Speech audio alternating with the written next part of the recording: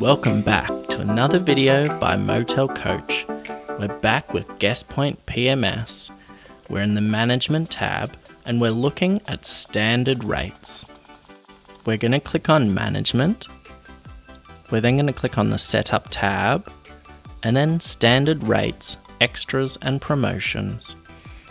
We've already got a number of rates within our demo account. We're going to click on King Suite and get started. Default rate for this room type and default group rate for this room type allow you to set a default rate. So when I'm creating reservations, if I create an individual reservation and select default rate for this room type, this will be the rate that will show up automatically. And the same for a group rate. I can set it as a default group rate. When I've got multiple rates, I'm generally going to have one main rate, which I want to be selected. I've also got the option to deactivate a rate. This might be if I want to temporarily pause a rate. It might be over a busy period where I just don't want that rate, which is a bit cheaper online. Description. This description will appear for your reservation screen and also your room charge description within your guest room account. Room type. In GuestPoint PMS, each room rate is connected to a room type. We can go to the room type within the Management and Setup tab. Publish to.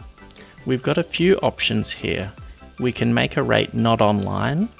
This might be for phone call reservations. We've got own website. Guests can only book this rate type through our direct booking website. External websites. Guests can book through booking.com or Expedia, for example. And then we've got the option for all. So guests can book through our direct booking portal or online travel agents or the GDS for this rate type. When you're setting rates and publishing them online, keep in mind that online travel agents and global distribution systems are looking for maximum availability. If your motel doesn't publish all of your room types and available rates to channel managers such as booking.com, they won't promote your business as much as other motels. Look at it from the perspective that booking.com wants to provide the best availability and options to their guests. If you keep all of your key rooms for sale only directly, they're not going to promote your business as much as the motel next door that's promoting all of their rooms on booking.com. Web description. This appears on your GuestPoint online booking page. Often we'd just use the same description as in the description above. Details.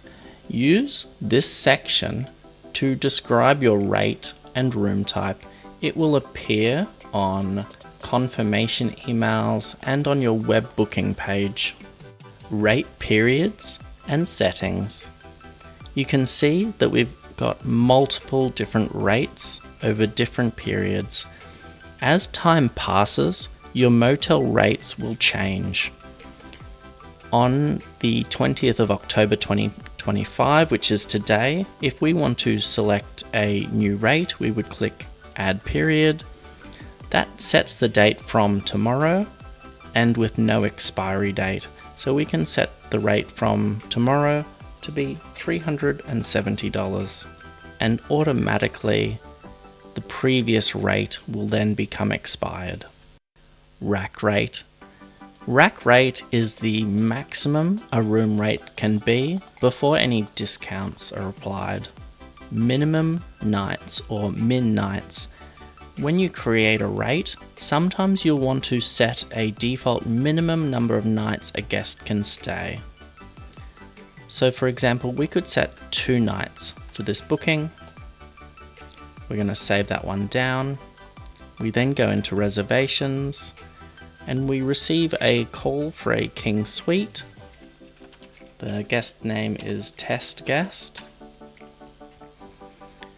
and we're going to save that one down, and you can see a confirmation comes up to indicate that there's a minimum stay requirement for this room type. If we read through it, at least one of the rooms on the reservation does not comply with the minimum stay requirement. Are you sure you wish to continue? So as you can see, your staff will have the option to override the minimum stay requirement. So we're going to click yes, and that will create the reservation. For guests booking through online channels such as your direct booking engine or booking.com, they won't be able to override the 2-night minimum stay. So, for example, if you have a Saturday and a Sunday, and Saturday is always at 100% sold out, but Sunday's a bit quieter, and you want to push some of the bookings onto Sunday, you want to increase, you want to have a minimum night stay, we can set a minimum night stay for the Saturday. And then that means that any guests that want to book the Saturday will need to also stay the Friday or the Sunday night. We can do this in a way that's not too aggressive by only making it applicable to certain room types. So most guests that book will have the option to book for the one night on the Saturday, but for a small part of your motel, you will really push for a 2-night minimum stay.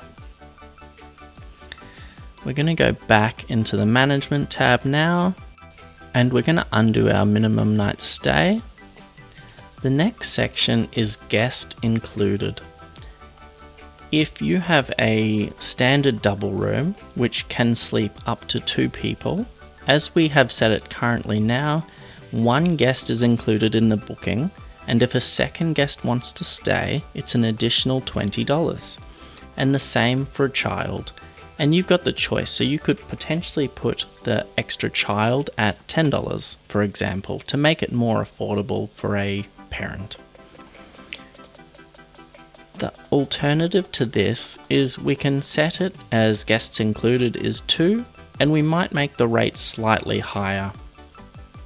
What you want to look at when you're setting the guest included section is, first, if you set it as 1 person in a double room, oftentimes the guest will bring a second guest and not tell you about it, and you won't generate the additional income.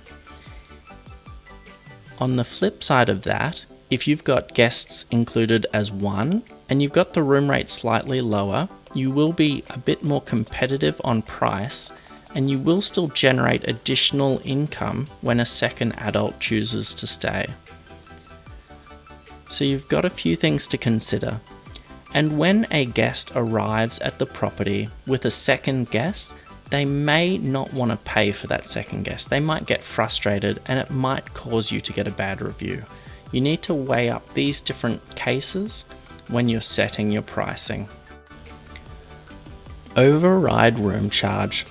We're not really going to cover this because it's not a used function within GuestPoint in our long history using the platform. But basically, GuestPoint will automatically post room charges to the room charges transaction account, and you're able to override this, so you can post them to the conference room transaction account, for example. Inclusion. Inclusion will show up on guest booking confirmations and on your web booking engine. Ensure with public information like this that it is well written. So we would normally put free, capital F, as the start of that sentence, and the same for free breakfast.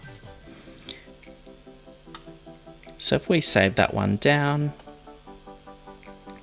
and then we're going to go into reservations, and we're going to have a look at our most recent booking we've created, and we're going to print a confirmation. And we can see in inclusions, we've got free car parking and internet and free breakfast. I'm going to close that one. We're going to go back into our management tab, back to the King Suite, and we've got the same for the cancellation policy. With these sections, make sure your wording is really clear. Make it very easy for guests to understand what they've booked.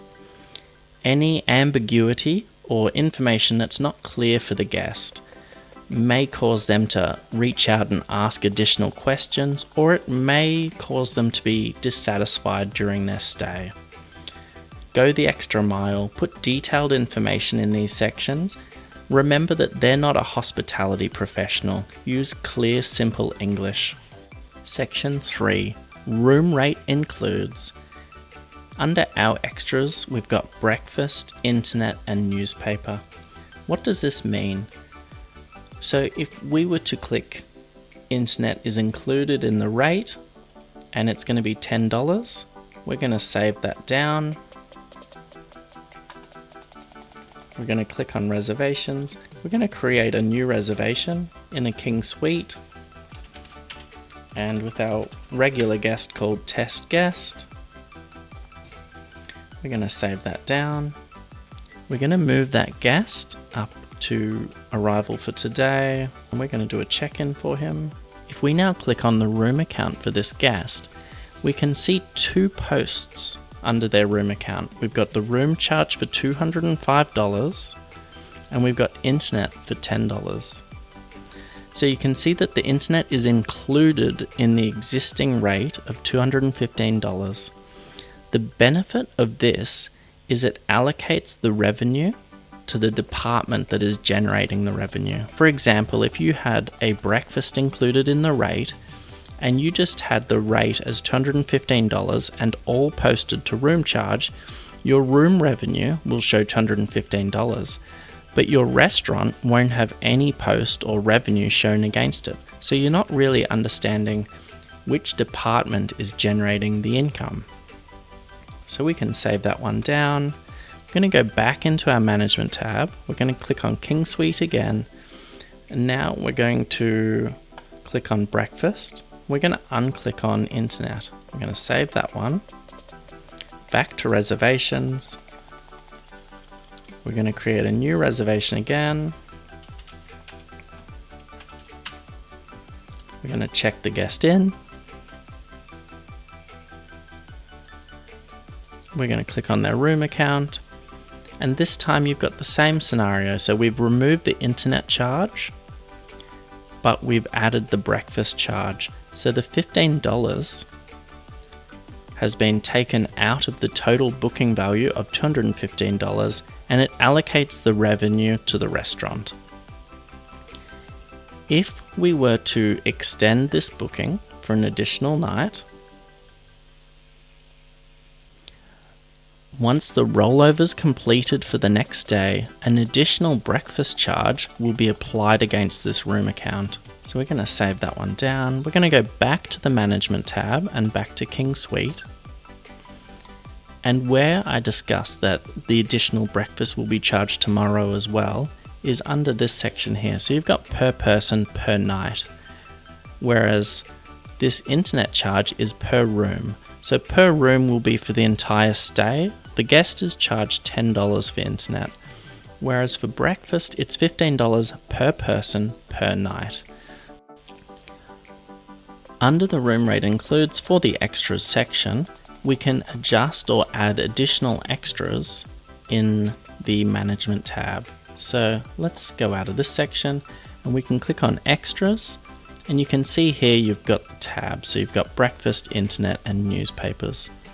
We can add a new extra, and if we expand up these ones, you can see that breakfast is charged per night and it's per person. So if I wanted to do that, I could change it to per room, and I could maybe make it a bit more expensive. Or for internet, I could make it per person, and I could maybe make it $7. So for an individual booking, it's going to be a little bit cheaper, but if there's 2 people, I'm going to be making a bit more money. In the current economy, generally people aren't too happy with paying for internet, but keep in mind that this rate is included. This more just indicates the cost that the guest is charged as part of their existing room rate. The last section within standard rates, extras and promotions we're going to look at is promotions. So we can set a promotion. We can put in a code for it to be booked under. So I could make it 50 off. And the deal might be limited to 10 people. And I'm going to give $50 off. It applies to my dynamic rates. So I've got the choice. I can make it apply to my dynamic rates or my standard rates. You can make it applicable only for people that are booking a certain number of nights. This is a great way to incentivize longer stay bookings. So you might leave your standard rates in place at $150 a night. But if someone books 3 nights, you're going to give them $30 off a night if they use this promo code. And you can actively promote this promo code on your web booking engine. The other option with this sort of thing is you can use it to email past guests. So you might segment all of your OTA, your Booking.com and Expedia guests, and you might say, I'm going to give you $20 off.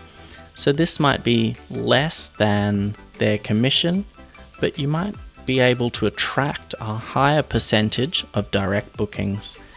Anytime when you can convert an OTA booking to a direct booking, it's always worth trying. The last point of note is that you can see here 0 used. This is an interesting area because it helps you understand, is my promo code getting used? Am I promoting it in the right places? If we reduce that menu down, and we can also copy the link to this discount. So I'm going to put that link in the browser, and that will bring up our GuestPoint booking engine, and the guest will automatically have that discount code applied. It's really good for your guests that may be a little bit less tech savvy. That's everything for today from Motel Coach. We've tried hard to make this a real life scenario, to put through cases where we would use each section and where each section corresponds in the real world. If you have any questions, please drop them in the comments section. We also do comprehensive GuestPoint and motel management training.